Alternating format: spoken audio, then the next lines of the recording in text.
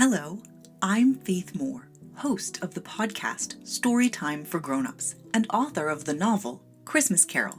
That's Carol with a K. Over on my podcast, we're reading Charles Dickens's novella A Christmas Carol for the month of December. There's a link in the description of this video if you'd like to check that out. My novel, Christmas Carol, is a modern retelling of Charles Dickens's A Christmas Carol in which the Scrooge character has been reimagined as a workaholic mom named Carol, whose miserliness is not about her money, but her time, and how much time she chooses to spend, or not spend, with her family. To go along with each chapter of Dickens's book, which I'll be reading on my podcast in twice-weekly episodes, I'll be posting a reading of a corresponding section from my own book here on YouTube. In the description of this video, you'll find a link to the book's Amazon page. It's a cozy Christmas read and would make an excellent gift. If you buy a copy, email me a screenshot of your receipt and I'll enter you into a drawing to receive either your money back, making the book free, or an additional signed copy. The email to send that to is in the description of this video as well. And anyone who buys a copy and emails me their receipt is entitled to a free signed book plate, which I would mail to you at no charge. It's a sticker with my signature on it, personalized to you or whoever you're gifting the book to, that you put in the book to turn it into a signed copy. Just let me know in the email who to make the book plate out to and what address to email it to. In today's episode of Storytime for Grown-Ups, we read Stave 2 of A Christmas Carol, the first of the three spirits. So, for today's reading from my book, Christmas Carol, I'll be reading a passage from Chapter 7. After chasing down Marley's ghost, Carol hit her head in Rockefeller Center and woke up to find herself in a very strange hospital. Trying to escape, Carol has stumbled into a waiting room where a little girl is watching scenes from Carol's life on a large TV screen. We join Carol in that waiting room after one of these scenes has ended. In the darkened waiting room, Carol got up. She had to. She couldn't sit still any longer. Something was building in her. Something she didn't have a name for. A kind of forced remembering. A horrible resurrection of something she'd buried long ago. It hurt her, almost physically, to see her sister like that, to see the way they'd been together, the way Fran had looked up to her, confided in her, trusted her, the way she, Carol, had been with her. And she didn't want it to hurt. She hadn't asked for this. She didn't need this. It was history. She had refused to think about it for years, and she didn't want to start now. Fran had made her choice. Carol had made hers. She'd thought she'd wanted to be here, to watch this, but not if it was going to feel so awful. She paced across the room, past the door and into the space behind the futon.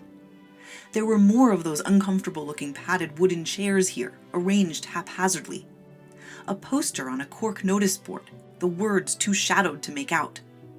She unbelted and rebelted her hospital gown as she went, mostly just to be doing something. When she reached the far wall, she stopped. Her mind was a swirling mess of garbled, half-formed thoughts. She stood, her back to the screen, and looked at the wall without seeing it. There was a rustling sound behind her as the little girl twisted around and hopped up onto her knees on the futon to watch her. Without warning, the cloud of churning thoughts sent up a lightning bolt of anger. She spun around. "What is the point of all this?" Her voice was raw and jagged. "I mean, really, honestly, how is watching random stuff from my past supposed to show me how wrong I've been about whatever it is I'm supposed to have been wrong about?" The girl shrugged, her pigtails bouncing. "You can leave if you want to. The door's right there." She gestured with a dimpled hand. Carol looked at the door. She sucked in a breath and held it, closed her eyes and released it in a rush. She didn't want to leave. That was the frustrating thing, the maddening thing. She wanted to keep watching.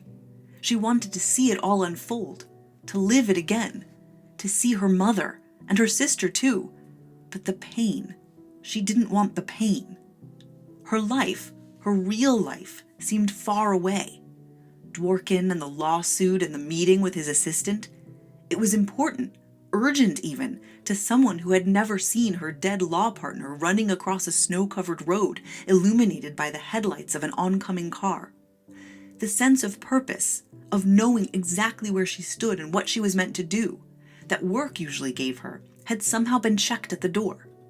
She knew it was important, necessary, worth missing Christmas Eve for. Knew she would find it important again.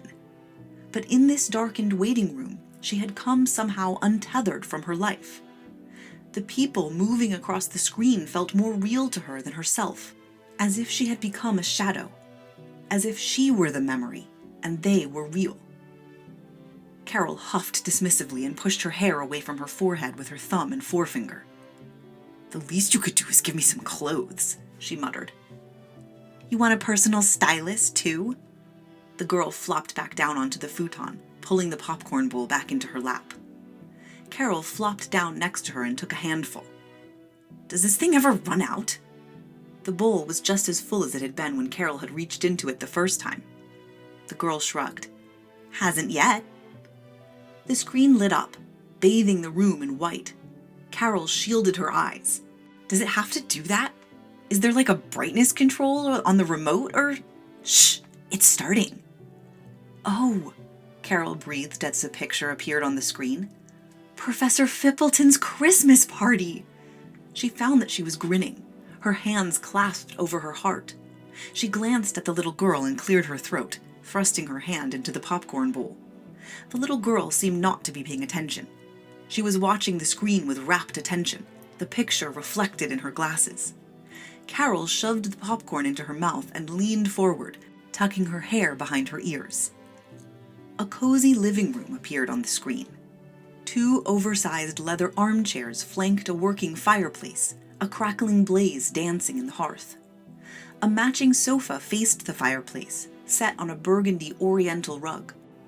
On the mantelpiece, family photos in mismatched frames crowded together, as if there wasn't room for all the memories. In a corner, to the right of the fireplace, a giant Christmas tree presided over the room. It was decked out in multicolored lights and decorated with ornaments in all shapes and sizes. Balls, bells, little Santas, drummer boys, angels, candy canes. On top, a silver star glittered in the firelight. The room was full of people. They were sitting on the couch and in the armchairs, on the oriental rug, and chairs clearly brought in from the dining room. There were obviously people in other rooms of the house, too. People kept coming in and out, some carrying drinks, some plates laden with cookies. Some came to sit for a time on the arm of one of the chairs, listening in to a conversation, then wandering away. They were all young, in their mid to late 20s, and they all seemed at ease and happy to be there. They talked and laughed together in little knots, untying and retying themselves in different configurations. In the armchairs by the fire, 2 men were leaning forward, deep in conversation. A willowy woman in black leggings and a green wool dress was perched on the arm of one of the chairs, her hand resting lightly on the shoulder of the man sitting in it. At one end of the couch, 2 women were giggling about something that seemed to have just happened in the next room over. They kept glancing over their shoulders, then bringing their heads together, so close they almost touched, and dissolving into fits of laughter. At the other end, Karol and another woman were talking to a man who was sitting on the rug, his legs, in brown corduroys, stretched out in front of him. Karol's hair was short, curling inward at her chin. She was wearing a green plaid skirt and a black sweater, and she was leaning forward, her legs, in black tights, crossed awkwardly at the knee, as if she was too tall for the couch. The man on the floor brought a glass up to his lips but didn't drink, listening to something the woman was saying. From a speaker hidden behind the Christmas tree, the Mormon Tabernacle Choir was in the final climactic moments of Hark the Herald Angels Sing, unheard over all the chatter. "It can't be all about making money, though," Karol said to the man on the floor. She said it softly, glancing at the woman next to her before taking a sip of wine. "I mean, if it were all about the money, we could have become internet moguls or real estate developers or something." The man on the floor inclined his head. He pulled up his knees and sat up further so he could hug them. "True, but if we just wanted to be do-gooders, we could have become monks. Or, in your case, nuns." He said it with a smile and a raised eyebrow, and they all laughed. Karol almost hadn't come to this party. This first semester of law school had been one of the hardest semesters of her life. Almost every day she'd wondered if she'd made a mistake, if she was really cut out for this, if she could really do it. But at the same time, she existed now in a constant state of intellectual electrification. The things she was learning, the way the professors talked to her, the conversations she had in her study group, it was like nothing she'd ever experienced before. But she was plagued with the sense that she didn't belong. All these other people came from long lines of lawyers. Their fathers were lawyers, and their fathers' fathers. And she was constantly afraid of being outed as a fraud. So this party, unstructured time chatting with her classmates, felt like a disaster waiting to happen. But Professor Fippleton was so kind, so welcoming to everyone, but to her especially. He had walked with her down the hall after the first day of con law and told her, out of the blue, with no expectation she would confide in him, that his father had been a plumber, his mother a cafeteria cook. And he told her his door was always open. She hadn't had the courage yet to actually go to his office hours, to tell him the truth about who she was and why this year had been so hard. But she felt she owed it to him not to turn down his invitation to his Christmas party. Besides, the party was legendary. Everyone talked about it. And she was glad now that she had come. She knew the people she was talking with from her classes. Not well, but enough to sit comfortably with them, even offer an opinion of her own, though it cost her an elevated heart rate and a fairly substantial blush. "I'm going to get another," the man on the floor said, getting up and indicating his empty glass. "Anybody want anything?" Karol shook her head. The woman next to her, Marie, stood up too. "I heard there were cookies in the kitchen," she said. "Want to come with me?" Karol smiled and stood up, but shook her head. She was glad of this break in the conversation. She needed a minute to compose herself again. "I'm going to use the bathroom," she said. "I'll find you later." Marie nodded and moved away, threading through people standing in the hallway to find the kitchen. Karol didn't actually need the bathroom and didn't know where it was, even if she had. She moved away from the center of the room to the large windows to the right of the fireplace. The green velvet curtains were drawn halfway across the window. In the gap between them, Karol could see snow falling in the pool of light cast by an old-fashioned-looking street lamp. The professor's suburban street was quiet. Behind her, the conversation blurred into a wall of comforting sound. She put her wineglass down on a side table and reached for the curtain, pulling it back to get a better view of the quiet street. Oh! A man was standing just behind the curtain. He was tall and slender, with a mop of chestnut curls which flopped down over his forehead. He wore gold wire-rimmed glasses and a brown cardigan with elbow patches. He had his hands in the pockets of his black jeans, and he turned to look at Karol for a moment before looking back out at the street. "Have you ever looked at a snowflake under a microscope?" Karol's heart was still crawling down out of her throat, wondering if it was safe to return to its home in her chest. She looked past the man, wondering if maybe there was somebody else behind the curtain that he was talking to, a whole secret behind-the-curtain party she hadn't known about. But there was no one else.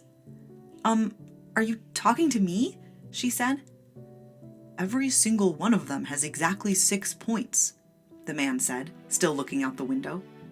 "But they're all different. Not a single one of them alike. They look just like paper snowflakes. You know, the kind kids cut out at school. They're beautiful, but there's no way to preserve them." Karol took a step backward. Maybe she could just put the curtain back the way she'd found it, close it again on this strange man, and act like this had never happened. "Okay then," she said. "I'm gonna just—" The man turned back to her and smiled. It was a lopsided sort of smile, self-effacing and generous. It made his hazel eyes twinkle knowingly, as if suddenly the two of them were giggling together about the strange man they'd just found behind the curtain. Karol felt herself relax. She found that she was smiling too.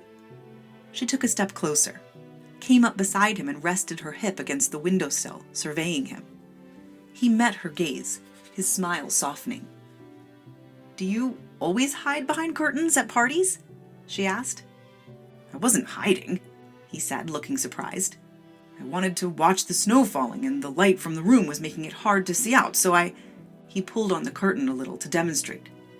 Come here, I'll show you. Karol snorted. No thanks. He laughed, a low, genuine chuckle. It's not a line, he said. It's just the way the snowflakes are swirling in the light. It's mesmerizing. Are you can't possibly be a law student, are you? He smiled. Is it that obvious? Yes. He tilted his head, acknowledging the truth of it. I'm an art student. Painting. No interest in the law whatsoever. I grew up in New Haven. My family knows the Fippletons. They always invite me to this party. I come for the cookies. He nodded to a plate of cookies sitting on the windowsill next to him. Want one? He picked up the plate and offered it to her. Karol chose a glazed sugar cookie in the shape of a snowman and smiled her thanks. He took up a jam cookie and set the plate aside. Karol bit the head off her snowman and her eyes widened in surprise. These are good, she said. I'm telling you.